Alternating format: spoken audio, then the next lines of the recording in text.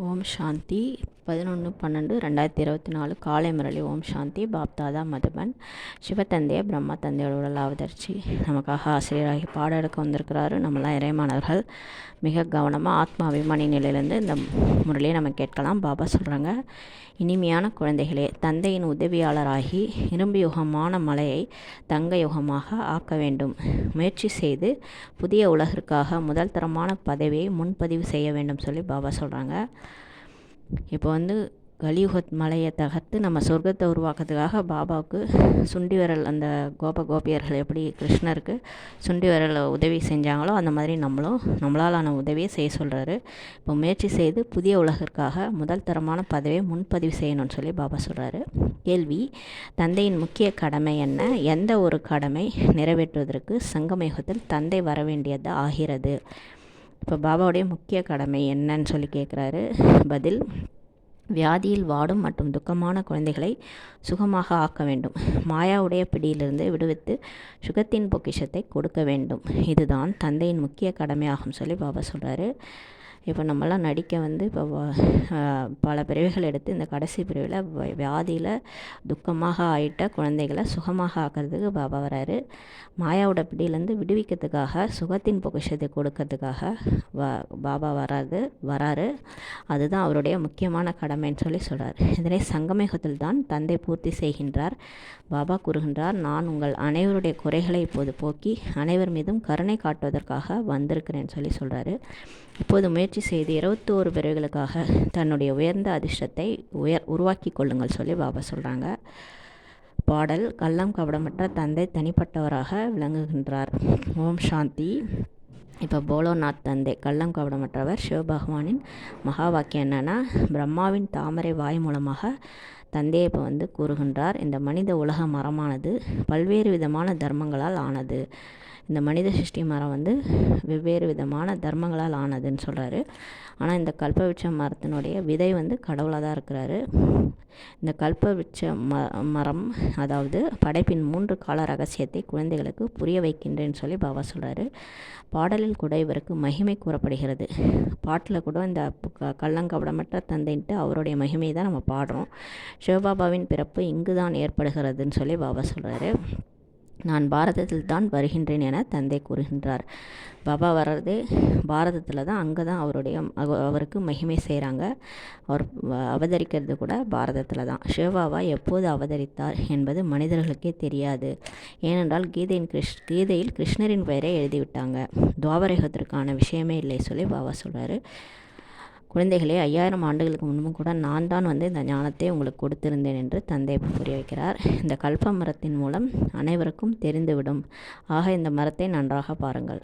பாபா சொல்கிறார், இந்த கல்ப மரத்தின் மூலமாக நீங்கள் எல்லா தர்மத்தையும் கூட புரிய வைக்கலாம், எல்லாருக்குமே புரிஞ்சிரும்ன்றாரு. அதனால் இந்த மரத்தை நன்றாக பாருங்கள் சொல்கிறாரு.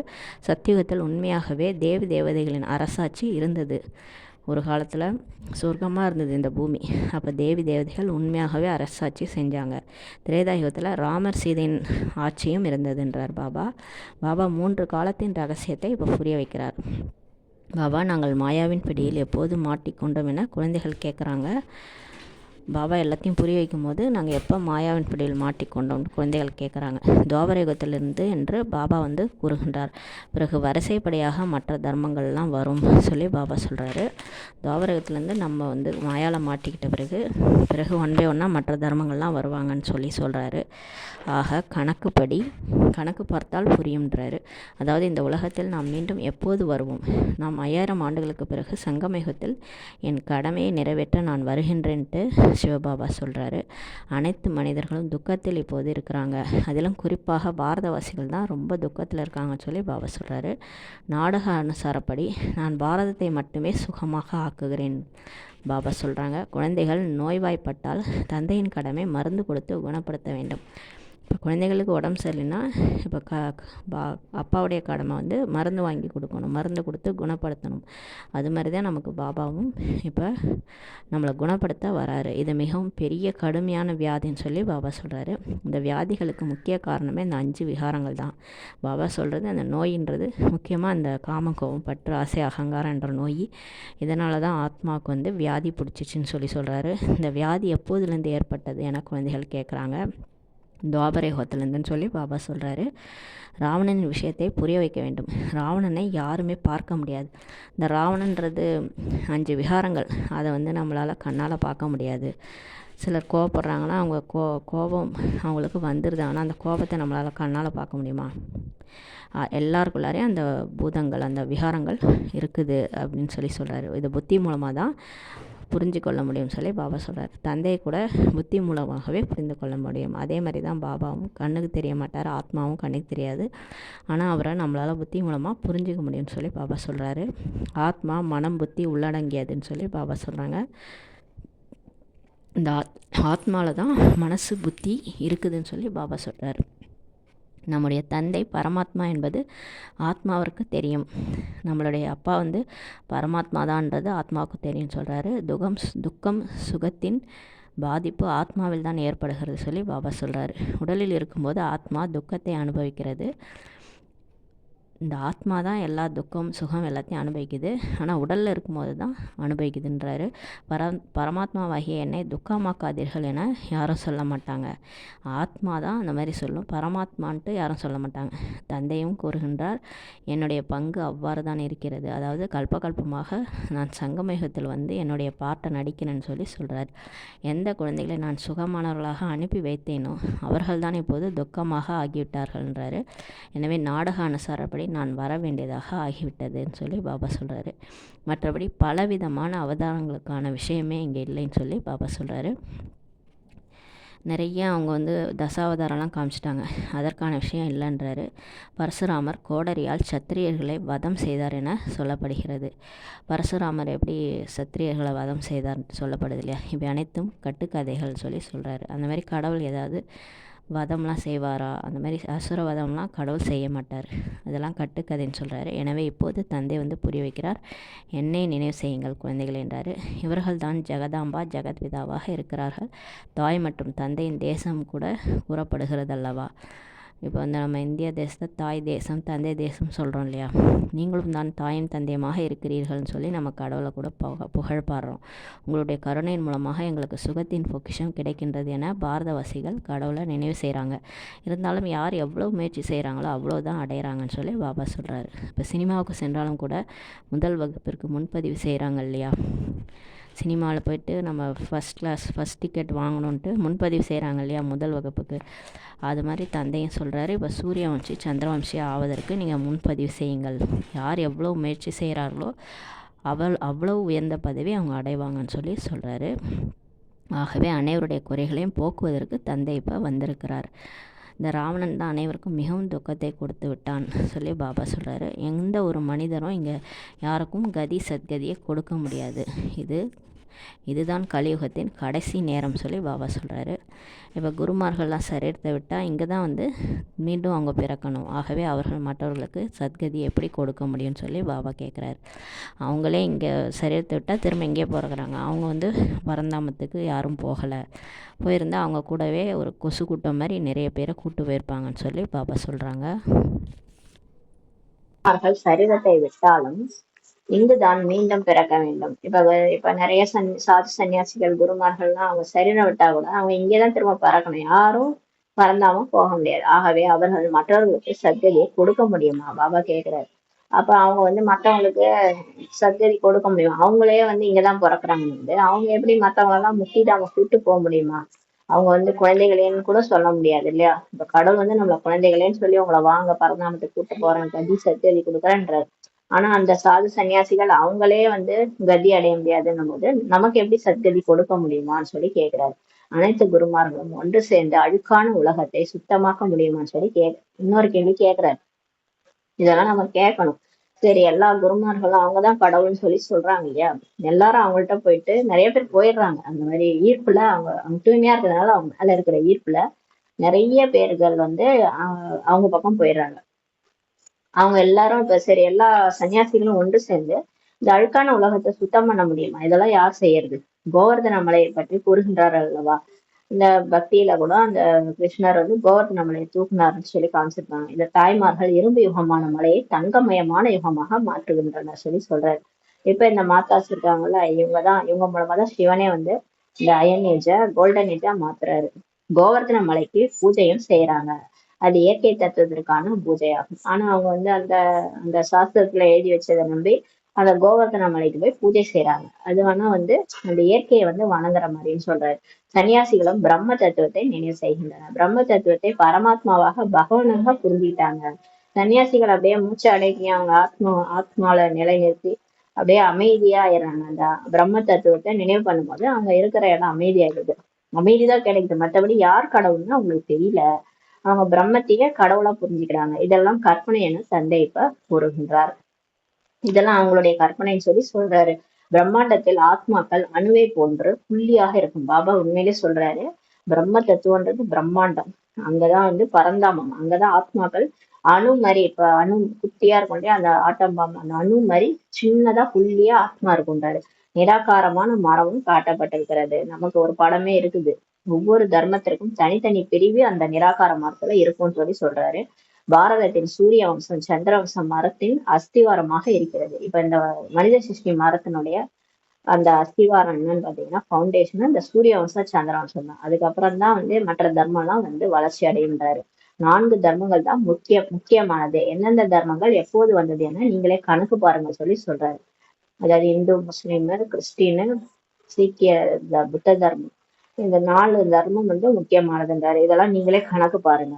குருநானக் 500 ஆண்டுகளுக்கு முன்புதான் வந்தாரு. சீக்கியர்கள் 84 பிறவியின் பங்கை எடுத்தனர் என்று கூற முடியாது. இப்ப சீக்கிய தர்மம் எப்ப உருவாச்சுன்னா 500 ஆண்டு, அதாவது 500 ஆண்டுக்கு முன்னாடிதான். அப்பதான் குருநானக்கே வந்தாரு. குருநானக்கு மேல இருந்து வந்தது 500 ஆண்டுக்கு முன்னாடிதான் வந்தாரு. அப்ப இப்பதான் சீக்கிய தர்மம் வந்திருக்குது. அதனால சீக்கியர்கள் வந்து 84 பிறவிகள்லாம் எடுத்திருக்க மாட்டாங்கன்னு சொல்லி சொல்றாரு. 84 பிறவிகள் முழு காலத்திலும் வரக்கூடிய பிராமணர்களுடையது என தந்தை இப்ப சொல்றாரு. இப்ப 84 பிறவி யார் எடுப்பாங்கன்னா இந்த பிராமணர்களா இங்க அவர் தேர்ந்தெடுத்து பாடம் எடுக்கிறாருல்ல, இவங்கதான் போய் தேவதை ஆவாங்க. அப்ப தேவதையில இருந்து அப்படியே முழுசா 84 பிறவி எடுக்கிறது பிராமணர்கள் தான் சொல்லி சொல்றாரு. உங்களுடையதுதான் ஆல்ரவுண்ட் பார்ட் ஆகும் என பாபா புரிய வைக்கிறார். இப்ப நம்முடையதுதான் ஆல்ரவுண்ட் பார்ட்டுன்னா என்னன்னா சத்தியகம், தேதாயகம், துவாபரகம், கலியுகம் முழு 5000 வருஷம் பார்த்து நடிக்கிறவங்க நீங்க தான் சொல்லி சொல்றாரு. ஹீரோ பார்ட்டு நடிக்கிறோம். பிராமணர், தேவதா, சத்திரியர், வைசியர், சூத்திரராக நீங்க தான் ஆகுறீங்கன்னு சொல்லி பாபா சொல்றாரு. அதாவது யார் முதல்ல தேவதைகளாக ஆனார்களோ அவர்களே முழு காலச்சக்கரத்திலும் வருகின்றனர் சொல்லி பாபா சொல்றாரு. ஃபர்ஸ்ட் யாரு தேவதையா ஆனாங்களோ அவங்கதான் வந்து இந்த முழு காலச்சக்கரத்திலையும் வராங்கன்னு சொல்லி சொல்றாரு. கடைசியா அந்த சூத்திரர் வரைக்கும், அந்த கலியுக முடிவு வரைக்கும் அவங்கதான் நடிப்பு நடிக்கிறாங்கன்னு சொல்றாரு. நீங்கள் வேத சாஸ்திரங்களை நிறைய கேட்டு வந்தீர்கள் என தந்தை கூறுகிறார். நம்ம துவாபரயுகத்துல இருந்து நம்ம நடிக்கும் போது, நம்ம பக்தி செய்யும் போது நிறைய வேத சாஸ்திரங்கள்லாம் கேட்டுதான் வந்தோம். எனவே இப்போது இதனை கேளுங்கள் மற்றும் முடிவு செய்யுங்கள். அப்ப இவ்வளவு காலமா இவ்வளவு பிறவியா நீங்க எதையோ கேட்டு வந்தீங்க இல்லையா? பகவத்கீதை, மகாபாரதம், இந்த மாதிரி நிறைய சாஸ்திரங்கள் கேட்டீங்க. இப்ப இதை கேளுங்க, பாபா சொல்றதை கேளுங்க மற்றும் முடிவு நீங்களே செய்யுங்க. அதாவது சாஸ்திரங்கள் சரியானதா அல்லது இந்த குருமார்கள் சொல்வது சரியானதா அல்லது தந்தை கூறுவது சரியானதா? இப்ப உங்க கையிலேயே முடிவை விட்டுட்டாரு பாபா.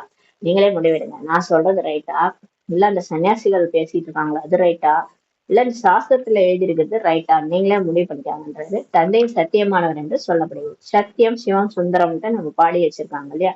அவர்தான் சத்தியமானவர். அப்ப அவர் தானே அந்த சத்தியத்தை பேசுவாரு. நான் சத்தியத்தையே கூறுகின்றேன்னு சொல்லி கடவுள் சொல்றாரு.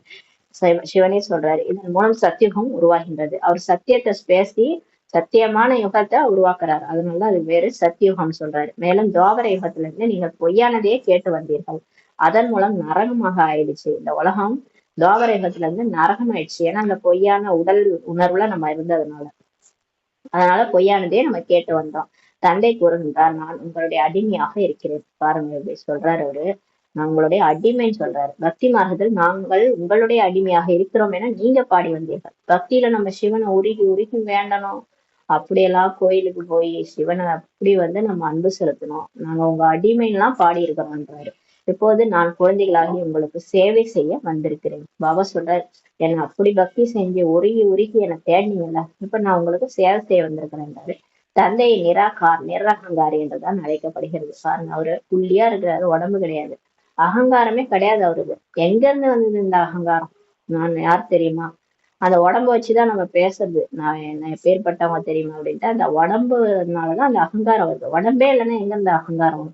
அதனால அவர் அகங்காரி என்று அழைக்கப்படுகிறது. என்னுடைய கடமை குழந்தைகளாகி உங்களை சதா சுகமாக ஆக்க வேண்டும் என தந்தை கூறுகின்றார். பாபா சொல்றாரு அவரோட வேலையே கடமையே என்னன்னா நம்மள சதா சுகமாக்கணும். அதாவது இதோட நம்ம இந்த பிறப்பு முடிச்சுட்டு போனோம்னா அடுத்து எடுக்க போற 21 பிறவி அப்படியே ஜாலியா கால் மேல கால் போட்டுட்டு இருக்கலாம் சொர்க்கத்துல. எந்த ஒரு கவலையோ துக்கமோ கிடையாது. பாடல் கூட இருக்குது இல்லையா, அதாவது உள்ளும் புறமும் வேறுபாட்டை வெளியேற்றுங்கள். ஒரு பாட்டு கூட இருக்கும், அதுல உள்ளார ஒண்ணு வெளில ஒண்ணு வேறுபாட வெளியேற்றிடுங்கன்னு சொல்லியிருப்பாங்க. மற்றபடி தம்பட்டம் அடிப்பதற்கான அவசியமே இல்லை. பாபா சொல்றாரு நீங்க தம்பட்டம் அடிக்கிறது விஷயமே இல்லைன்றாரு. என்ன உண்மையோ அதை பேசணும். இவர் 3 காலத்தின் முழு செய்தியினை நமக்கு கூறுகின்றார். சிவன் 3 கால ரகசியத்தை சொல்றாரு. குழந்தைகளாகி நீங்கள் அனைவரும் இப்ப நடிகர்களாக இருக்கிறீங்க. நான் இந்த நேரம் செய்பவராக இருக்கிறேன் என்று பாபா சொல்றாரு. நம்ம கருவியா இருக்கிறோம், பாபா நம்மள செய்ய வைக்கிறவரா இருக்கிறார். நான் இவர் மூலமாக படைத்தல் காரியத்தை செய்ய வைக்கின்றேன். இப்ப பிரம்மா மூலமா இப்ப கடவுள் தான் செய்யறாரு. காடுன்றது ஜெனரேட்டர், ஆப்ரேட்டர், டெஸ்ட்ரக்டர்னு சொல்லுவாங்க. அதுல ஜின்றது படைப்பு உருவாக்குதல். அந்த உருவாக்குதல் காரியத்தை பிரம்மா மூலமா செய்யறவர் யாருன்னா சிவன் தான். அதனாலதான் அவர் பேரை மாத்தி பிரம்மான்னு வச்சுட்டாரு. அப்ப பிரம்மாவா இருந்து செய்யறது அவர் தான். செய்பவர் கடவுள். ஆனா அவருக்கு உடல் வேணுன்றதுனால இவர் உடல் மூலமா செய்யறாரு. மற்றபடி கீதையில எழுதப்பட்டது போல எதுவுமே கிடையாது சொல்றாரு. இப்போது நடைமுறைக்கான விஷயம் அல்லவா. இப்ப பிராக்டிகலா பாபா செஞ்சுட்டு இருக்கிறாரு. அப்படியே ஜீபும்பா போட்டுலாம் அப்படியே உலகம் மாறாது. அப்படியே பிராக்டிகலா நடந்துள்ளார். குழந்தைகளுக்கு இந்த சகஜமான ஞானம் மற்றும் சகஜமான யோகத்தை இப்ப கத்து தருகிறேன்னு சொல்லி பாபா சொல்றாரு. இப்ப இது ஈஸியான ஞானம். இது மாதாஸ் கூட, வயசானவங்க கூட, வீட்டுல இருக்கிறவங்க கூட, ஒண்ணுமே தெரியாதவங்க கூட படிக்க முடியும். ஒண்ணுமே தெரியாதவங்க, படிப்பறிவே இல்லாதவங்க கூட யோகா செய்ய முடியும். அப்படியே மூச்சு அடக்கணும், அந்த அடக்கணும், சுழுமுனை கழுமுனை எல்லாம் அப்படியே நெற்றி புருவத்துல அப்படியே சிவசக்தி இணைந்த ஸ்வரம் எதையோ காணலான்ட்டு, ஒளியை காணலான்ட்டு சொல்லுவாங்க. அதெல்லாம் ஒண்ணும் தேவையில்லை. நம்ம வீட்லயே உட்காந்துட்டு ஆத்மான்னு புரிஞ்சுட்டு, ஆத்மா இந்த உடம்பே கிடையாது. என்னுடைய அப்பா பரம்பிதா பரமாத்மா பரந்தாமத்துல இருக்கிறாரு. அவரோட நான் நெருங்கி இருக்கிறேன். மனசு புத்தி எல்லாத்தையும் ஒதுக்கிட்டு எனக்கு ஒரு பாபா தான், வேற யாருமே இல்லை. இதுதான் யோகான்னு சொல்லிட்டாரு இல்லையா.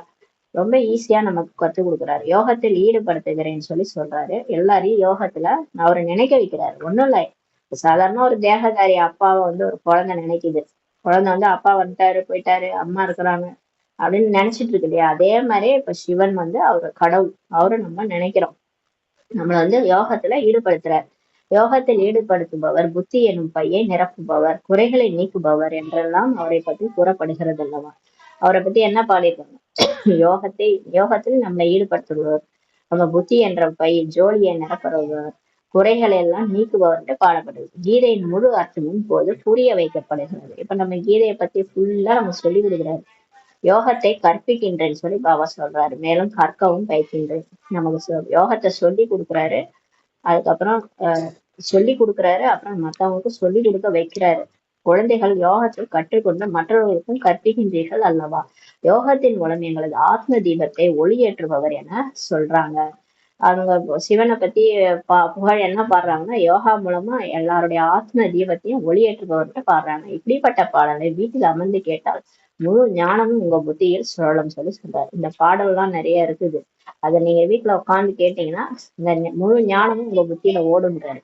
அதாவது மற்ற வெளி விஷயங்களை பேசாம இந்த மாதிரி பாட்டு கேட்டுட்டு பாபா நினைச்சிட்டு இருந்தோம்னா நாள் முழுதும் பாபாவுடைய சிந்தனை, இந்த ஞானம், இந்த சுயதர்சன சக்கரம், நம்ம 5000 வருஷம் நடிச்சு வந்தது இதே புத்தியில ஓடுன்றாரு. தந்தையை நினைப்பதன் மூலமாக ஆஸ்தியின் போதையும் அதிகமாகும். பாபா நினைக்க சொர்க்கம் வரப்போகுது என்ற அந்த போதை அதிகமாகுன்றாரு. பரமாத்மா பகவான் என்று கூறுவதால் இனிமையான அனுபவம் ஏற்படாது.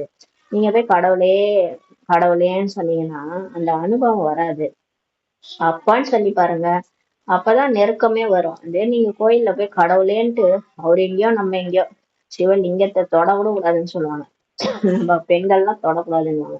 நம்ம எட்டையே நின்று அவர் யாரோ நம்ம யாரோ அது கடவுளே அப்படின்ட்டு நம்ம கூப்பிடும்போது அந்த அளவுக்கு அந்த இனிமையான அனுபவம் ஏற்படாது. பாபான்னு சொன்னாலே ஆஸ்தி தான் சொல்றாரு. அப்பானாலே என்னது ஆஸ்தி தான். இப்போது குழந்தைகள் நீங்கள் பாபாவிடமிருந்து 3 கால ஆதி மத்திய அந்திம ஞானத்தை கேட்டுக்கொண்டு பிறகு மற்றவர்களுக்கும் நீங்க சொல்றீங்க. இதுதான் ஞானம் என்ற சங்கை முழங்குவதாகும். இப்ப நமக்கு தெரிஞ்சத மற்றவங்களுக்கு போய் சொல்றோம் இல்லையா. இதுதான் சங்கிய முழங்கு. சங்கு எடுத்து வாசிக்கிறதுன்னு அர்த்தம். அதனாலதான் அந்த இவங்க கையில எல்லாம் அந்த விஷ்ணுவோட கையில ஒரு பக்கம் சங்கு ஒரு பக்கம் சக்கரம் காமிச்சிருக்காங்க. சங்குன்றது இந்த ஞானத்தை ஓதுவது. இந்த ஞானத்தை உண்மையான ஞானத்தை எல்லாருக்கும் புரிய வச்சு சங்கமேகத்துல ஓதி இருந்தாங்கன்னா அவங்க கையில சங்கு இருக்கும். அதனாலதான் திருப்பதி நாராயணன் கையில எல்லாம் சங்கு இருக்கு. அதே மாதிரி சக்கரன்றது அவங்க சுவேதர்ஷன சக்கரத்தை சுத்தி இருக்கிறாங்க. அதனாலதான் அவங்க இன்னொரு கையில சக்கரம் இருக்குது. அப்ப அது யார் அது? அவங்க யார்? லட்சுமி நாராயணன் முயற்சி சங்கமேகத்துல ஞானத்தை எல்லாருக்கும் சொல்லி சுவேதர்ஷன சக்கரத்தை புத்தியில சுத்தினாங்களோ அவங்கதான் நாராயணன் ஆகுறாங்க. உங்களுடைய கையில் எந்த ஒரு புத்தகமும் இல்லை. இப்ப நம்ம கையில புக்கு இருக்கா? இல்ல. குழந்தைகள் தாரணை மட்டும் செய்ய வேண்டும். இப்ப பாபா சொல்லி கொடுக்குற ஞானத்தை நம்ம புத்தியில தாரணை மட்டும் பண்ணணும். தாரணைன்றது அவர் என்ன சொல்றாரோ அதை நடைமுறைப்படுத்தணும். பாபா இன்னைக்கு நேத்து சொன்னார்ல, பாட்டு 1 2 4 5 பாட்டு கேளுங்க. அதை இன்னைக்கு நம்ம கேட்டிருக்கோம். அது மாதிரி இரவு 9 மணிக்கு நீங்க 9ல இருந்து 9:30 ஒரு 1/2 மணி நேரம் தூங்க போறதுக்கு முன்னாடி என்ன நினைங்கன்னு சொன்னாரு. அதை இன்னைக்கு நம்ம செய்யணும். அந்த மாதிரி நம்ம அவர் என்ன சொல்றாரோ அந்த ஞானத்தை தாரணை பண்ணணும்னு சொல்றாரு. அது மட்டும் கிடையாது, அதே மாதிரி நிறைய விஷயங்கள் எதுவும் புதிதல்ல. வாழ்க்கையில எந்த கஷ்டம் வந்தாலும் 5000 வருஷத்துக்கு முன்னாடி இதான் நடந்தது, அதனால இது நடக்குதுன்னு சொல்லி புத்தியில அந்த ஞானத்தை நம்ம அப்ளை பண்றது, அதுதான் தாரணைன்றது.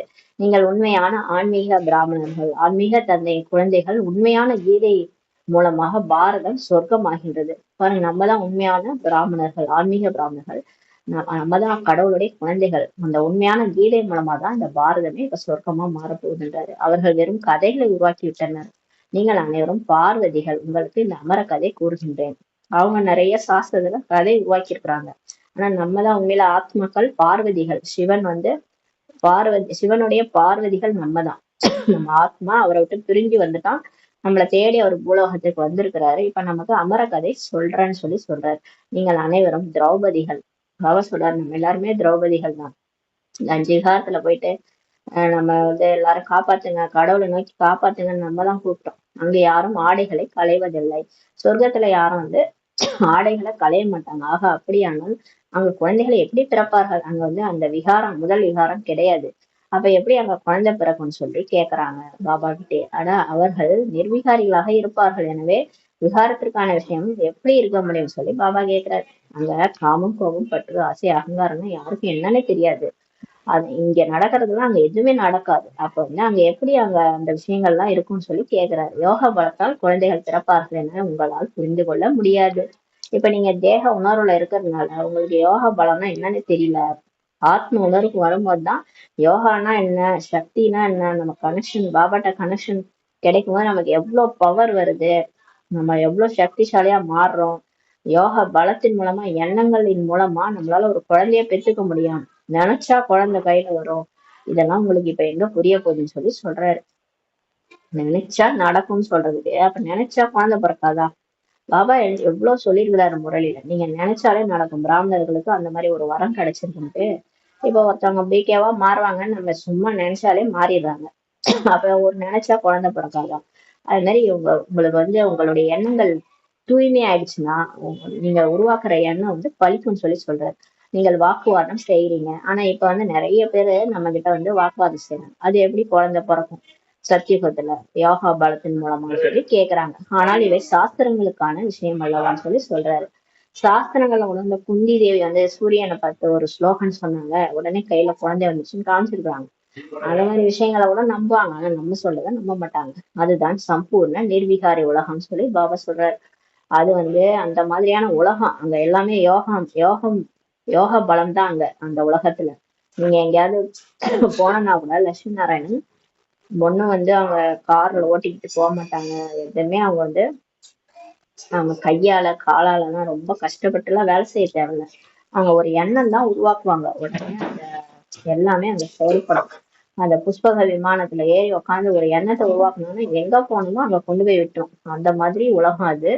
அதனால அது ஒரு சம்பூர்ண நிர்விகாரி உலகம். அது அங்க எல்லாருமே அதே மாதிரிதான் இருப்பாங்க. அதனால அந்த உலகம் அந்த மாதிரி மாயாஜால உலகம் மாதிரி இருக்கும் சொர்க்கம்ன்றாரு.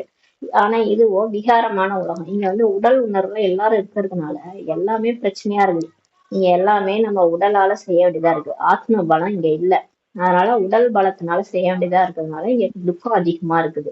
நாடக அனுசாரப்படி மாயா உங்களை மீண்டும் துக்கமானவர்களாக்கி விடும் என்பதை நான் அறிந்திருக்கிறேன். பாபாவுக்கு தெரியும் இவங்க எப்படியும் இப்ப நம்ம கொண்டு போய் சொர்க்கத்துல விடுவோம். திரும்ப இவங்க 2500 வருஷம் கழிச்சு டிராமா அனுசாரம் மாயா இவங்களை துக்கமானவர்களா ஆக்கிடும்ட்டு அவருக்கு தெரியும். நான் கல்பமாக எனது கடமையை நிறைவேற்ற வந்திருக்கிறேன்னு சொல்லி பாபா சொல்றாரு. போன கல்பம் கூட இப்படிதான் நான் வந்தேன், இப்பயும் அப்படிதான் வந்திருக்கிறேன்றாரு. கல்பத்திற்கு முன்பான செல்லமான குழந்தைகள் தான் என்னிடம் வந்து தனது பிராப்தியை அடைவார்கள்னு நான் அறிந்திருக்கிறேன். பாபாவுக்கு தெரியுமா போன கல்பத்துல யார் செல்லமான குழந்தைகளோ வந்தாங்களோ அவங்களேதான் வந்து இப்பயும் பிராப்தி அடைவாங்கன்ட்டு அவருக்கு தெரியும். அறிகுறி தென்படுகிறதாம் பாபாவுக்கு. அதாவது அதே மகாபாரத யுத்தத்தின் நேரம் இதுவாகும். அந்த மகாபாரத போர் போன கல்பம் நடந்துச்சு இல்லையா, அந்த விநாசம் 3வது உலக போர் வந்ததுல அதே நேரம் தான் இது வந்து பாபாவுக்கு அறிகுறி தெரியும். நீங்கள் மீண்டும் தேவி தேவதா அதாவது சொர்க்கத்தின் எஜமானராக முயற்சி செய்ய வேண்டும் சொல்லி பாபா சொல்றாரு. இப்ப திரும்ப நீங்க சொர்க்கத்துக்கு போக போறீங்க, அங்க போய் தேவி தேவதையா ஆகிறதுக்கு முயற்சி செய்யன்றாரு. இந்த ஸ்தூலமான புத்தகத்திற்கான விஷயம் எதுவுமே இல்லை. அசுரர்களுக்கும் தேவதைகளுக்கும் யுத்தம் ஏற்பட்டதே இல்லை. இங்க வந்து ஒண்ணும் நம்ம வந்து இங்க தேவதைகள் இருக்கிறாங்க அசுரர்கள் இருக்கிறாங்க 2 பேருக்கு சண்டை நடந்துச்சு அப்படிலாம் கிடையாது. தேவதைகள் இருக்கிறது சொர்க்கம். இங்க கலியுகத்துல வெறும் அசுர குணமுடையவர்கள் தான். எங்க இருந்து இங்கே அதாவது அசுரர்கள் இருக்கும்போது தேவதைகள் இருக்க மாட்டாங்க, தேவதைகள் இருக்கும்போது அசுரர்கள் இருக்க மாட்டாங்க. அப்புறம் எப்படி அவங்களுக்குள்ளார சண்டை நடந்திருக்கும்? அங்க யுத்தம் செய்வதற்கு மாயாவே கிடையாது. சொர்க்கத்துல ஒன்னும் சண்டை போடுறதுக்கு அங்க மாயாவே கிடையாதுன்னு சொல்லி சொல்றாரு. அரை கல்பத்திற்கு எந்த விதமான யுத்தமோ வியாதியோ துக்கமோ அசாந்தியோ எதுவுமே கிடையாது. அட அங்கு சதா காலமும் சுகம் வசந்த காலமாக இருக்கும்னு சொல்லி பாபா சொல்றாரு. சதா சுகம்தான்ற இப்ப எல்லாரும் விரும்புறாங்கல்ல, எப்பவுமே ஜாலியா இருக்கணும், எப்பயுமே வசந்த காலமா இருக்கணும், அதிகமா வெயில் அதிகமா மழை இதெல்லாம் வரக்கூடாதுன்னா அது சொர்க்கத்துக்கு தான் போகணுன்றாரு. அங்க எப்பயுமே ஜாலியா இருக்குன்றாரு.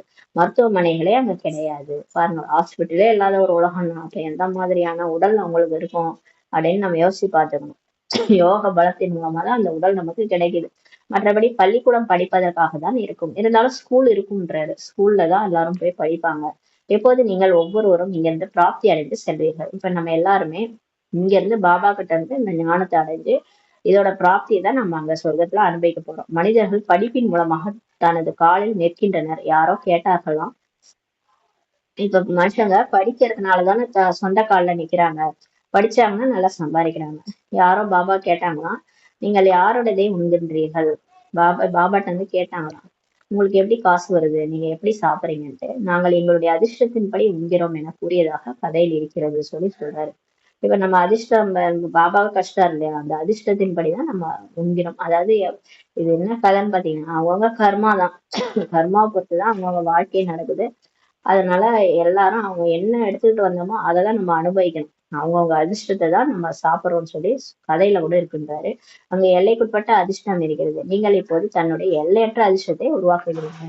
இப்ப எல்லைக்குட்பட்ட அதிர்ஷ்டம் இருக்கு இல்லையா, ஒரு பணக்கார அப்பா வீட்டுல போய் ஒரு குழந்தை பிறந்துச்சுன்னா அந்த குழந்தைக்கு நல்ல லக்கு தான் இல்லையா, அதனால அது நல்லா எல்லா உடைகள் உணவு எல்லாமே நல்லா அதிர்ஷ்டமா அது வந்து சாப்பிடும். அது வந்து எல்லைக்குட்பட்ட அதிர்ஷ்டம். இப்போ நம்ம கடவுளுடையவரா இருக்கணும் இல்லையா, இப்ப எல்லையற்ற அதிர்ஷ்டத்தை நீங்க உருவாக்குகிறீங்கன்றாரு. அதாவது ஒரு பிறவிக்கு இல்ல, பல பிறவிகளுக்கான அதிர்ஷ்டத்தை இப்ப உருவாக்குனீங்கன்னு சொல்லி சொல்றாரு. நீங்கள் அப்படிப்பட்ட அதிர்ஷ்டத்தை உருவாக்குகின்றீர்கள். இதனால் 21 பிறவிகளுக்காக தனது ராஜ்ய பாக்கியத்தை அனுபவம் செய்வீர்கள். இப்ப யாரெல்லாம் நல்லா முயற்சி செய்யறாங்களோ அங்க போய் அங்க லட்சுமி நாராயணனா ராஜ்ய பாக்கியத்தை 21 பிறவிக்கும் ஆவாங்கன்னு சொல்லி சொல்றாரு, அனுபவம் செய்வீங்கன்றாரு. அதாவது 8 பிறவி லட்சுமி நாராயணன், அதுக்கப்புறம் 12 பிறவி ராம சீதையா இருப்பாங்க. இதுதான் எல்லையற்ற சுகத்தின் பிராப்தி ஆகும்னு சொல்லி சொல்றாரு. இப்ப நல்லா முயற்சி செஞ்சோன்னா அந்த மாதிரி ராஜ்ய பாக்கியம் 21 பிறவிக்கு கிடைக்கும். இதுதான் உங்களுக்கு எல்லையற்ற சுகத்தின் பிராப்தின்னு சொல்லி சொல்றாரு. இப்போது குழந்தைகள், நீங்கள் வித்தியாசத்தை நல்ல முறையில் புரிந்துள்ளீர்கள். இப்ப நமக்கு நிறைய வித்தியாசம் புரியுது இல்லையா, பாரதம் எவ்வளவு சுகமா இருந்தது, எப்படி இருந்தது இந்த பாரதம், நமக்கு வித்தியாசம் தெரியுது இல்லையா, தங்கக்கூடிய மாதிரி இருந்தது. இப்போது நிலைமை எப்படி இருக்கிறது? இப்ப பாரதம் எப்படி இருக்குது? மோசமா இருக்கு. யாரெல்லாம் கல்பத்திற்கு முன்பாக ராஜ்ய பாக்கியத்தை அடைந்தார்களோ அவர்களை மீண்டும் அடைவார்கள். போன கல்பம் யாரு அந்த 108 லட்சுமி நாராயணானாங்களோ அவங்கதான் ஆவாங்க. யார் 16,000 ராமர் சீதை ஆனாங்களோ அவங்களேதான் ஆவாங்க. யார் ராஜ்ய பாக்கியம் எடுத்தாங்களோ அவங்கதான் ஆவாங்கன்றாரு. அவங்க வந்து டிராமா படி அவங்க முயற்சி செய்வாங்க, அவங்க அடைவாங்கன்றாரு. டிராமாவில் என்ன இருக்கிறதோ அது கிடைக்கட்டும் என்பதில்லை, பிறகு பசியில் இறந்துடுவார்கள். இருந்தாலும் டிராமா படி என்ன நடக்குதோ அதுவே நடக்கட்டும் அப்படின்லாம் கிடையாது, அப்புறம் பசியில இறந்துருவாங்கன்னு சொல்றாரு. இந்த டிராமாவின் ரகசியத்தை முழுமையாக புரிந்து கொள்ள வேண்டும். சில பேர் வந்து இந்த டிராமால இருந்தா நடக்கட்டும்ட்டு முயற்சி பண்ணாமலே உட்காந்துருப்பாங்க. அப்படி கிடையாது. நம்ம வந்து முயற்சி செய்யணும். முயற்சி திருவினையாக்கும். தெய்வத்தால் ஆகாதெனினும் முயற்சி திருவினையாக்கும்னு சொல்லி சொல்லுவாங்க. இப்ப நம்ம வந்து முயற்சி செய்யணும். அதுக்காக என்னால முடியாது, என்னாலலாம் லட்சுமி நாராயணன் ஆக முடியாதுன்னு உட்காந்துட்டு இருந்தானா அப்ப யாருமே லட்சுமி நாராயணன் ஆக முடியாது. அதனால பாபா சொல்றாரு, நீங்க டிராமாவின் படி ரகசியத்தை நல்லா புரிஞ்சுக்கணும், முழுமையா புரிஞ்சுக்கணும்ன்றாரு. சாஸ்திரத்தில் இவ்வளவு ஆயுள் காலம் என தவறாக எழுதிட்டாங்க. சாஸ்திரத்துல சத்தியகம் லட்சக்கணக்கான ஆண்டுகள், கலியுகம் 40,000 ஆண்டுகள் அப்படிலாம் எழுதிட்டாங்க. அநேக விதமான வழிமுறைகள் இருக்கின்றன. அதாவது ஒண்ணு ரெண்டுன்னு கிடையாது, நிறைய வழிமுறைகள் இருக்குது. எங்க போனாலும் கடவுள் அடைஞ்சிடலாம்னு நினைக்கிறாங்க. ஆனா அப்படி ஆக முடியாது. நாங்கள் சுகமாக தான் இருக்கிறோம் என சிலர் கூறுகின்றனர். சிலர் சொல்றாங்க நாங்க ஜாலியா தான் இருக்கணும்னு சொல்றாங்க. அட நீங்கள் ஒருபோதும் நோய்வாய்ப்படவில்லையா? பாபா கேக்குறாரு. சிலர் இங்கேயே சொர்க்கம்ன்றாங்க. கலியுகமே எங்களுக்கு சொர்க்கம். நாங்க ஒரே சிலர் வந்து ஒரே குடும்பத்துல எல்லாம் ஒத்துமையா இருக்கிறாங்க. அதனால நாங்க இந்த வாழ்க்கையா சுகமா தான் இருக்கிறோம். எதுக்கு நீங்க எங்களுக்கு கிளாஸ் இருக்க போறீங்கன்னு கேக்குறாங்க. பாபா கேக்குறாரு, அட நீங்கள் ஒருபோதும் நோய்வாய்ப்படவில்லையா என்ன? சரி, உங்களுக்கு நோயே வரலையா? நோய் சரீரத்துக்கு தான் வருகிறது, ஆத்மாவில் எதுவும் பதியாதுன்ட்டு சொல்றாங்க. எப்படிலாம் பாபா கிட்டே நக்கல் அடிக்கிறாங்க பாருங்க. நோய் சரீரத்துக்கு தான் வருது, ஆத்மாவில பதியாதுன்ட்டு சொல்லிடுறாங்க. அட அடிபட்டால் துக்கம் ஆத்மாவில் தான் ஏற்படுகிறது அல்லவா? சரி, இப்ப நம்ம போயிட்டே இருக்கோம், ஏதோ நம்ம விழுந்துடுறோம், அடிபடுதுன்னா அப்ப நம்ம யார் வந்து அழுது? ஆத்மா தான் அழுது இல்லையா? துக்கம் வந்து ஆத்மாலதான் ஏற்படுதுன்றாரு. இவை மிகவும் புரிந்து கொள்ள வேண்டிய விஷயங்களாகும். அந்த உடலுக்கு என்ன பிரச்சனைனாலும் அது ஆத்மா தான் அனுபவிக்குதுன்னு சொல்றாரு. இது பாடசாலை ஒரே ஒரு டீச்சர் வந்து சொல்லி கொடுக்குறாரு. ஞானமும் ஒன்றுதான் சொல்லி பாபா சொல்றாரு. இங்கே லட்சியம் குறிக்கோளும் ஒன்றுதான் சொல்லி சொல்றாரு. இங்க வந்து லட்சியம் குறிக்கோளும் ஒண்ணுதான். போய் லட்சுமி மனிதன் வந்து தேவதை ஆகணும். இங்க கத்துக் கொடுக்குறவரும் ஒரே ஆளுதான். ஸ்கூலும் ஒண்ணுதான் சொல்லி சொல்றாரு. அதாவது நரன் வந்து நாராயணர் ஆகணும். யார் தோல்வி அடைகின்றனரோ அவர்கள் சந்திர வம்சத்தில் செல்வார்கள். இப்ப நம்ம பாபா கொடுக்குற அறிவுரைப்படி அட்வைஸ் படி நடந்தோம்னா, ஒழுங்கா முரளி கேட்டு ஒழுங்கா இந்த தினம் தினம் பயிற்சி பண்ணி அந்த யோகா சரியா பண்ணி பாபாவே நினைச்சோம்னா கடைசி நேரத்துல அவரோட நினைவு வரும். அவரோட நினைவு வரும்போது அவர் ஹெல்ப் பண்ணி நம்மளை வந்து அவர் நினைவுல சரீரம் விட்டுவோம். அவர் நினைவுல சரீரத்தை விட்டோம்னா நம்ம வந்து லட்சுமி நாராயணன் ஆயிடுவோம். சப்போஸ் நம்ம அவரை நினைக்காம சரீரம் விட்டு எதையாவது ஒரு 5 விகாரத்தை நினைச்சிட்டே செத்துட்டோம்னா, ஏதாவது ஒரு சாப்பாடை நினைச்சிட்டு சாகுறது, இல்ல தேகதாரியை நினைச்சிட்டு அவங்க இவங்கன்ட்டு அவங்க நினைப்புல சாகுறது, இந்த மாதிரி மத்தவங்க நினைச்சிட்டு சாகும்போது நம்ம தோல்வி அடைஞ்சிடறோம். அப்ப ஃபெயில் ஆகும்போது என்ன ஆயிடுதுன்னா நம்ம வந்து ராமர் சீதை சந்திர வம்சத்துல போயிடுவீங்கன்னு சொல்லி சொல்றாரு. யார் தேவதைகளாக, அதாவது 1250 வருஷம் கழிச்சுதான் நம்ம நடிப்பே வரும்.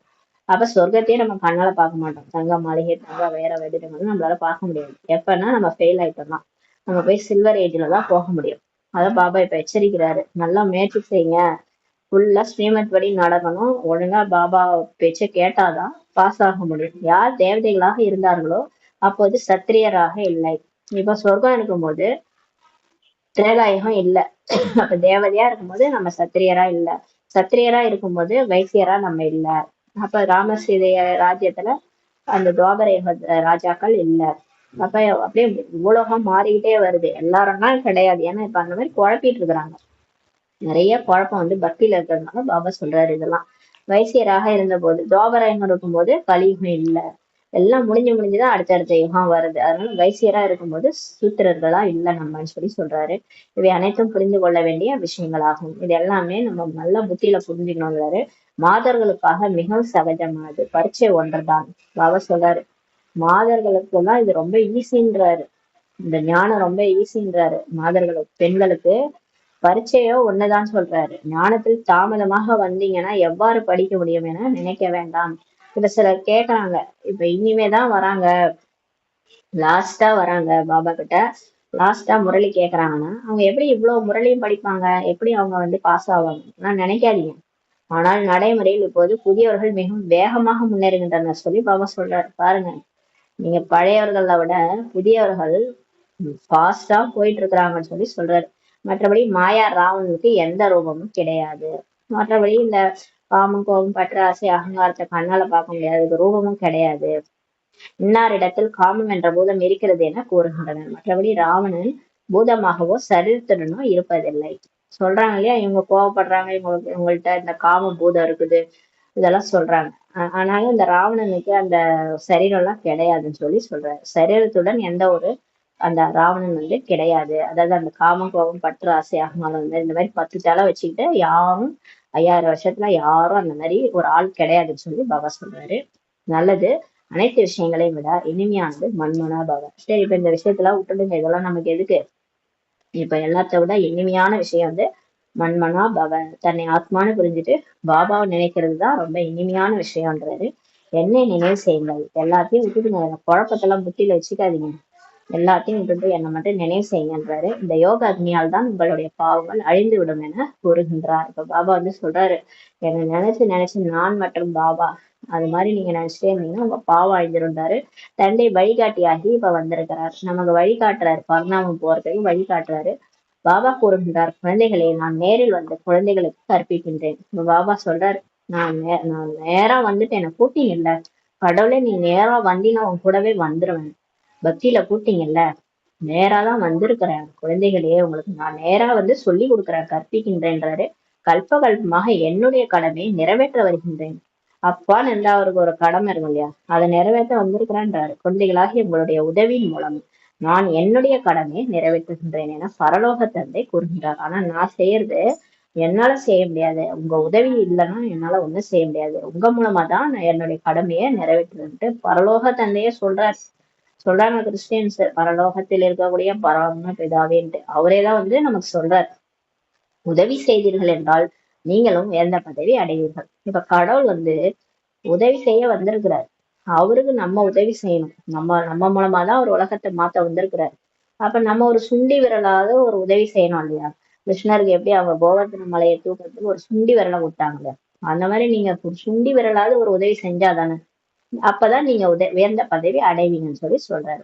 அவர் சும்மா அப்படியே ஒரு சுண்டி விரலை தூக்க சொல்றாரு, மற்றபடி அவரே தூக்கிடுவாரு, அவர் ஈஸியா வேலையை முடிச்சுடுவாரு. நீங்க வந்து உங்களுக்கு மனசு இருக்குதான்னு தான் நம்மளை பாக்குறாரு. நம்ம மனசு வந்து நம்ம பாபாவுக்கு ஹெல்ப் பண்றோமா அப்படின்னு தான் பாக்குறாரு. ஒரு அடி எடுத்து வச்சோன்னா அவர் 1000 அடி உதவி செஞ்சு அவரே எல்லா வேலையும் முடிச்சுட்டு நம்ம செஞ்சுதான் சொல்லிடுவாரு. இவங்கதான் பண்ணாங்கன்ட்டு நம்ம பேரை புகழ்பாட வச்சிருவாரு. ஆனா நம்மள்ட்ட அந்த மனசு இருக்கான்னு தான் செக் பண்றாரு. நான் எவ்வளவு பெரிய தந்தையாக இருக்கின்றேன் சொல்றாரு பாருங்க. அவர் எவ்வளவு பெரிய தந்தையா இருக்கிறார் நமக்கு. பெரிய தந்தை அவரு. மிகப்பெரிய யாகத்தை படைத்திருக்கிறேன். பெரிய சிவனே வந்து யாகத்தை உருவாக்கி இருக்கிறார். எவ்வளவு பெரிய யாகம். உலகம் ஃபுல்லா அவருடைய குழந்தைகள் இருக்கிறாங்க. பிரம்மாவுடைய வம்சாவழியை சேர்ந்த நீங்கள் அனைவரும் பிராமண குழந்தைகள், தங்களுக்குள் சகோதரன் சகோதரிகள் சொல்லி சொல்றாரு. இப்ப பிரம்மாவுடைய குழந்தையா இருக்கிற நீங்கெல்லாம் யாரு, நீங்கெல்லாம் உங்களுக்குள்ளார சகோதரன் சகோதரிகள். சகோதரன் சகோதரி ஆகிவிட்டால் கணவன் மனைவி என்ற பார்வை மாறிவிடும்.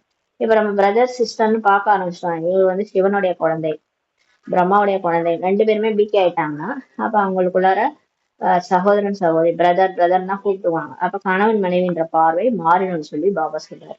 அவங்களுக்குள்ளார கூப்பிட்டுவாங்க, வெளியில காட்டிக்க மாட்டாங்க. 2 பேரும் பிகே ஆயிட்டா பிரச்சனை இல்லை. அப்ப அந்த கணவன் மனைவின்ற பார்வை உங்களுக்கு மாறிடும்ன்றாரு. இந்த பிராமண குலத்திற்கு களங்கத்தை ஏற்படுத்தக்கூடாது என தந்தை கூறுகின்றார். இப்ப இந்த வந்து நம்ம வந்து பாபா குழந்தை ஆயிட்டு இந்த 5 விகாரத்துல போனோம்னா பாபா பேரே நம்ம ரிப்பேர் பண்றோம்னு சொல்லி சொல்றாரு. அதனால களங்கத்தை ஏற்படுத்தாதீங்கன்றாரு. தூய்மையாக இருப்பதற்கான யுக்திகள் இருக்கின்றன. பாபாவும் நிறைய யுக்திகள் சொல்றாரு, எப்படி நம்ம தூய்மையா இருக்கணும்ட்டு.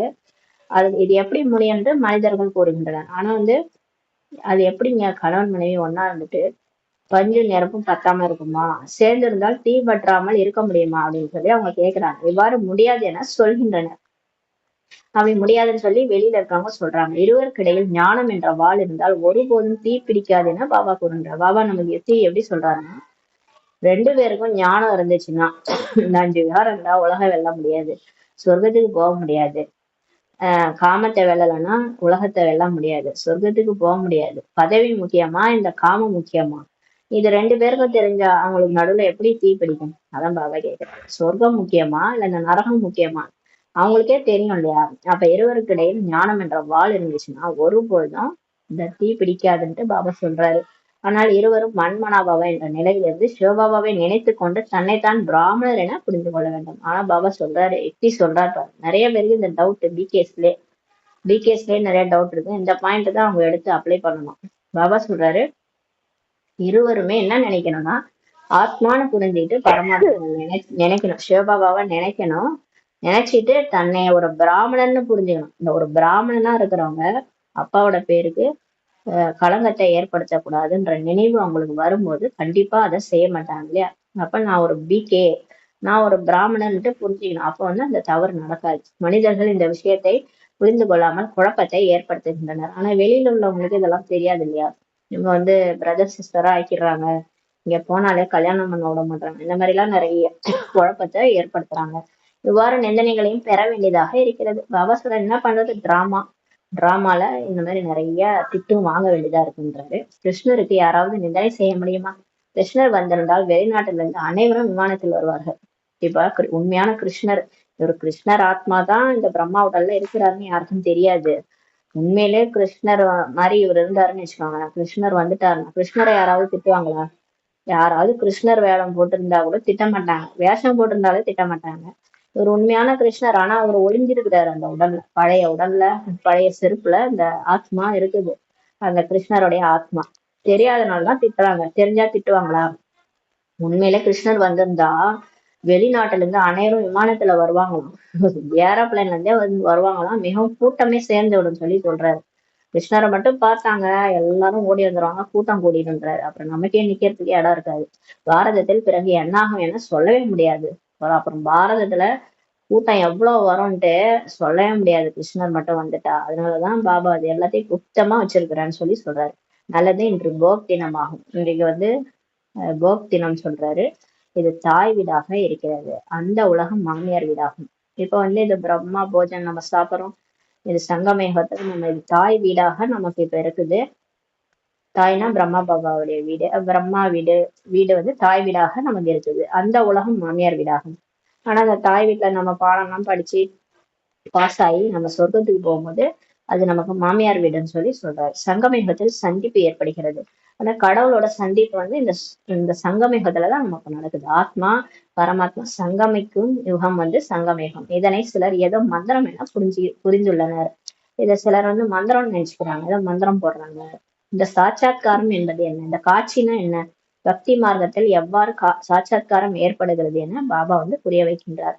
பக்தி மார்க்கத்துல கூட இந்த முருகர் மாதிரி காட்சி, ஆஞ்சநேயர் மாதிரி, விநாயகர் மாதிரி, கிருஷ்ணர் மாதிரி, இந்த மாதிரி நிறைய காட்சிகள் வந்து இந்த ட்ரெஸ் மாதிரி வச்சிருக்காரு. அந்த சூட்சுமலோகத்துல ஒவ்வொரு அந்த காட்சிகள் வந்து அந்த ட்ரெஸ்ஸை வந்து இவர் போட்டு போய் காட்சி காமிச்சிடுறாரு. இந்த பக்தியில வந்து ரொம்ப அவங்க உருகி உருகி வேண்டும் போது அவங்களுக்கு கனவுலையோ இல்ல நேர்லயோ கூட காட்சிகள் கிடைக்குது. அதாவது ஒரு லைட்டா ஒரு சீன் மாதிரி கிராஸ் ஆகும். நான் பார்த்தேன்னு சொல்லுவாங்க. நான் பார்த்துட்டேன் அப்படின்வாங்க. பார்த்தா என்ன ஆக போகுது, முக்தி கிடைக்கும் போதா, ஜீவன் முக்தி கிடைக்கும் போதா, இல்ல சொர்க்கத்துக்கு தான் போக போறோமா? எதுவும் நடக்காது, சும்மா பார்த்தோம் அவ்வளவுதான். கனவுல வரும், இல்ல டைரக்டா காட்சியாவே கிடைக்கும். அதெல்லாம் எப்படி கிடைக்குதுன்னா இவருதான் அந்த காட்சியை காட்டுறாரு. இவர்கிட்டதான் அந்த திவ்ய திருஷ்டியினுடைய சாவி இவர்கிட்டதான் இருக்குது. அந்த காட்சி காட்டுறதுனுடைய சாவி இவர்கிட்டதான் இருக்குது, பாபா கிட்ட. எப்ப யாருகிட்ட எப்படி காட்சி காட்டணுன்றது இவருதான் பண்ணுவாரு. டிராமால அதுதான் இவர் பண்ற அற்புதமே. அதை வச்சுதான் வந்து எல்லாருமே இப்ப பக்தி மத கொண்டு உண்மைன்னு நம்பிடுறாங்க. அதனாலதான் பாபா வந்து அதனாலதான் எல்லா சர்வ வியாபின்னு வேற எல்லாரும் புரிஞ்சுக்கிட்டாங்க. கடவுள் எல்லா இடத்துலயும் இருக்கிறாரு. ஏன்னா இதெல்லாம் காட்சி கிடைக்குதுன்னா அப்ப எல்லாருமே கடவுள், ஆஞ்சநேயரின் கடவுள், விநாயகரும் கடவுள், முருகரும் கடவுள், திருப்பதி நாராயணனும் கடவுள், எல்லாரும் கடவுள்ன்ட்டு நினைச்சுக்கிட்டாங்க. ஏன்னா இவரு ட்ரெஸ் போட்டு காமிச்ச காட்சியாலதான் இப்படி ஆயிடுச்சு. இது சந்தேக புத்தி வேண்டாம். இப்ப எல்லாத்தையும் பாபா நமக்கு புரிய வைக்கிறாரு. நான் தான் இந்த மாதிரி காட்சி எல்லாம் காமிச்சேன், இதுல உங்களுக்கு சந்தேக புத்தி வேண்டான்றாரு. இதுவும் ஒரு பழக்க வழக்கமாகும்னு சொல்லி சொல்றாரு. பக்தியில இது கூட ஒரு பழக்க வழக்கம், காட்சி காட்டுறதுன்றாரு. இது சிவபாபாவின் பொக்கிஷ அறையாகும். அவரை நினைவு செய்து போக வைக்க வேண்டும். இப்ப நம்ம சென்டர்ல வந்து நம்மளுடைய சிவபாபாவுடைய பொக்கிஷ அறை, அவரை நினைச்சிட்டு தான் நம்ம போக வைக்கணும்ன்றாரு. யோகத்தில் இருப்பதுதான் நல்லது. போக வைக்கும் போது நம்ம பாபாவை நினைக்கிறது நல்லதுன்றாரு. பாபாவின் நினைவு ஏற்படும் சொல்லி சொல்றாரு. யோகா பண்ணும்போது நமக்கு பாபாவின் நினைவு ஏற்படும் சொல்றாரு. நல்லது. இனிமேல் இனிமையான தேடி கண்டிருக்கப்பட்ட செல்ல குழந்தைகளுக்கு தாயும் தந்தையுமான பாப்தாதாவின் அன்பு நினைவுகளும் காலைவனுக்கும் ஆன்மீக குழந்தைகளுக்கு ஆன்மீக தாய் தந்தையின் நமஸ்காரம். நாம் ஆன்மீக குழந்தைகள் ஆன்மீக தாய் தந்தைக்கு நமஸ்காரம். தாரணைக்கான முக்கிய சாரம், ஃபர்ஸ்ட் பாயிண்ட், தன்னைத்தான் பிரம்மா வம்சத்தை சேர்ந்தவர் என புரிந்து கொண்டு பக்காவான பிராமணராக ஆக வேண்டும். ஒருபோதும் இந்த பிராமண குலத்திற்கு களங்கத்தை ஏற்படுத்தவே கூடாது. இரண்டாவது, தந்தைக்கு சமமான நிரகங்காரியாகி தனது கடமையை நிறைவேற்ற வேண்டும். பாபாவுக்கு சமமா நம்ம நிரகங்காரியா பணிவா இருக்கணும். நிராகாரா இருக்கணும். அப்பதான் நம்ம கடமையை நிறைவேற்ற வேண்டும் சொல்றாரு. அவருடைய கடமையை நம்ம செய்யணும்ன்றாரு. கருவியா நம்மளை சூஸ் பண்ணியிருக்காரு. நம்ம அவரோட கடமையை நிறைவேற்றணும்ன்றாரு. என்ன கடமை அப்படின்னா, நான் எல்லாரையும் துக்கத்துல இருந்து விடுவிக்க வந்திருக்கிறாரு. நோயில இருந்து நம்மள விடுவிக்க வந்திருக்காரு. குழந்தைகள் எல்லாமே நோயில வாடுறாங்கல்ல, அந்த வியாதியில் வாடும் துக்கமான குழந்தைகளை சுகமாக ஆக்குறது அவரோட கடமை. மாயாவிலிருந்து விடுவித்து சுகத்தின் பொக்கிஷத்தை கொடுக்கறது தான் அவரோட கடமை, முக்கியமான கடமை. இதைதான் நம்ம அவர் பூர்த்தி செய்ய வந்திருக்கிறாரு. நம்மளை ஹெல்ப் பண்ண சொல்லி சொல்றாரு. வரதானம்: அன்பின் சக்தி மூலம் மாயாவின் சக்தியை முடித்து விடக்கூடிய சம்பூர்ண ஞானி ஆகுக. பாபா சொல்றாரு, இந்த மாயாவுடைய சக்தியெல்லாம் பெரிய சக்தியா இருக்குது. இப்போ அது நம்மளை வச்சு செய்யுது இல்லையா, அதோட சக்தி எப்படி வெல்ல முடியும்னா அன்பின் சக்தி இருந்தா போதுன்றாரு. அன்பின் சக்தி மூலமாக மாயாவுடைய சக்தியை முடித்து விடக்கூடிய சம்பூர்ண ஞானியா ஆயிடுங்கன்ற வரதானம் கொடுக்குறாரு. அன்பில் மூழ்கி விடுவதுதான் சம்பூர்ண ஞானமாகும். பாருங்க, எல்லாத்த விட சம்பூர்ண ஞானம் எதுன்னா பாபாவோட அன்புல மூழ்கிறது. ஒரு பாபா தான் எனக்கு, வேற எதுவும் இல்லை. அந்த அன்புல லவ்லின் ஸ்டேஜ்ல மூழ்கிறது தான் சம்பூர்ண ஞானமாகும். அப்பதான் நமக்கு எது நடந்தாலும் தெரியாது, சுத்தி எது நடந்தாலும் இந்த காமம் பத்தி தெரியாது, கோபம், பற்று, ஆசை, அகங்காரம் நம்மளை சுத்தி நடந்தா கூட நமக்கு பாபா நம்ம அவரோட அன்பை மூழ்கி இருக்கிறோம், அவ்வளவுதான். எனக்கு சுத்தி என்ன நடக்குதுன்னே தெரியல அப்படின்ட்டு நம்ம அந்த மாதிரி ஆயிடுவோம். அன்பு பிராமண வாழ்க்கையின் வரதானமாகும் சொல்லி சொல்றாரு. பாபா பிகே ஆன பிறகு அன்பை வரதானமா நமக்கு கொடுத்துட்டாரு. அவரோட அன்பு நமக்கு தான். சங்கமேகத்தில் அன்பின் கடல், அன்பின் வைரங்கள், முத்துக்களின் தட்டுகளை நிரப்பி தந்து கொண்டிருக்கிறார் என்றால் அன்பில் நிறைந்தவர் ஆகுங்கள். இப்ப சங்கமேகத்துல அன்பின் கடல் வந்துட்டாரு. அன்பே சிவம். அவர் அன்பின் வைரம் முத்தெல்லாம் தட்டுல நிரப்பி நம்ம கையில கொடுக்குறாங்க. அதனால இப்ப அன்பின் நிறைந்தவரா ஆயிடுங்கன்றாரு. அன்பின் சக்தி மூலம் பரஸ்திதி என்ற மலை மாற்றம் அடைந்து தண்ணீருக்கு சமமான லேசாகி விடும். இப்ப அன்பு எங்க இருக்குதோ அங்க பாத்தீங்கன்னா, இப்ப அம்மான்னு பாத்தீங்கன்னா அவங்க அன்பா இருக்கிறதுனால குழந்தைகளுக்கு என்னன்னாலும் செய்வாங்க. குழந்தை தொந்தரவே பண்ணா கூட அதை தொந்தரவா நினைக்காம அன்புனால எல்லாத்தையும் செய்வாங்க. அன்பு இல்லைனாதான் அங்க நமக்கு டென்ஷன் ஆகும், கோபம் வரும். அதனால பாபா சொல்றாரு, இந்த அன்பு சக்தி மூலமா பரஸ்திதி அந்த மலைய மாற்றம் அடைய செய்து தண்ணீருக்கு சமமா லேசாக்கிடுங்கன்றாரு. மலையை தண்ணி மாதிரி ஆக்கிடுங்க, லேசாக்கிடுங்கன்றாரு. அன்பு மூலமா மாத்திருங்க. மாயாவின் எத்தகைய பயங்கர ரூபம் அல்லது ராயல் ரூபம் எதிர்கொண்டாலும் ஒரு வினாடியில் அன்பு கடலில் மூழ்கிவிடுங்கள். இந்த மாயா விதவிதமா ரூபம் எடுத்து வருது. அது பயங்கர ரூபமாவும் வரும், இல்ல ராயல் ரூபமாவும் வரும்.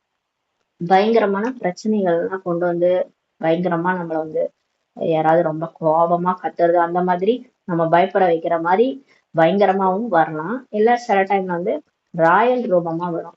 அதாவது தெரியாது, அது இருக்கிறதே நமக்கு தெரியாது. நமக்குள்ளார ஒரு அகங்காரம் இருக்கும். நமக்குள்ளார அதன் மேல பற்று, இதன் மேல பற்று, என்னுடைய இதுன்னு அந்த சூட்சுமமான அந்த ராயல் ரூபம்லாம் இருக்கும். என்னோட பேரு புகழ், எனக்கு பேர் வேணும், எனக்கு புகழ் வேணும், இதெல்லாம் ராயல் ரூபமான மாயா. இந்த மாதிரி எந்த விதமான ராயல் ரூபமான மாயா வந்தாலும் நீங்க எதிர்கொண்டாலும் ஒரு செகண்ட்ல நீங்க அன்பு கடல்ல மூழ்கிருங்கன்னு சொல்லி சொல்றாரு.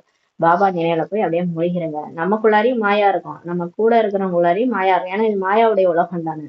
எல்லாத்தையும் நம்ம ஃபேஸ் பண்ணிதான் ஆகணும். நம்மள இருக்கிறத அழிக்கணும். சுயம் நமக்குள்ளார இருக்கிற மாயாவை அழிச்சிட்டோம்னா நம்ம வெளியில வர மாயாவை பத்தி பயப்பட தேவையில்லை, அது தானாவே அழிஞ்சிரும். நம்ம கிட்டக்க வரும்போது அவங்களும் மாறிடுவாங்க.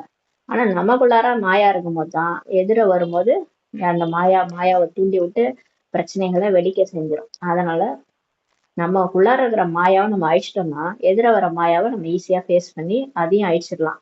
அதனால எதா இருந்தாலும் ஒரு செகண்ட்ல அன்பு கடல்ல மூழ்கிடுங்கன்னு சொல்லி சொல்றாரு. அப்போது அன்பின் சக்தியினால் மாயாவின் சக்தி முடிந்து போகும். அப்ப பாபாவோட அன்பு சக்தி இருக்கு இல்லையா, அந்த அன்பு நம்ம அவர் மேல வச்ச அன்பினால அந்த மாயாவை அவரை முடிச்சிருவாரு. மாயாவை தீர்த்து கட்டிடுவாரு பாபா. நம்ம அவர் மேல வச்ச அன்புனால அந்த சக்தி மூலமா மாயாவின் சக்தி முடிஞ்சிரும்னு சொல்லி சொல்றாரு. அதனாலதான் ஒரு லிங்கத்தை காமிச்சிருப்பாங்க. அதை சுத்தி இந்த மாயாலாம் அப்படியே தெரிச்சிட்டு ஓடுற மாதிரி காமிச்சிருப்பாங்க. ஏன்னா அவரோட அன்பே சிவம்ல, அன்பு சக்தி மூலமா அந்த மாயாவை முடிச்சிடுறாரு பாபா. ஸ்லோகன்னா பாபா ஸ்லோகன் என்ன சொல்றாங்கன்னா, உடல் மனம் செல்வம், மனம் சொல் செயல் மூலம் பாபாவின் காரியத்தில் சதா சகயோகியாக இருப்பவர் தான் யோகி ஆவார். யார் யோகினா, தன்னுடைய உடல், தன்னுடைய மனசு, தன்னுடைய செல்வம் எல்லாத்தையுமே பாபா காரியத்துல சகயோகியா கொடுப்பவங்க இருக்கிறவங்க தான் உடல் மனசு செல்வம் அதையும் கொடுப்பாங்க.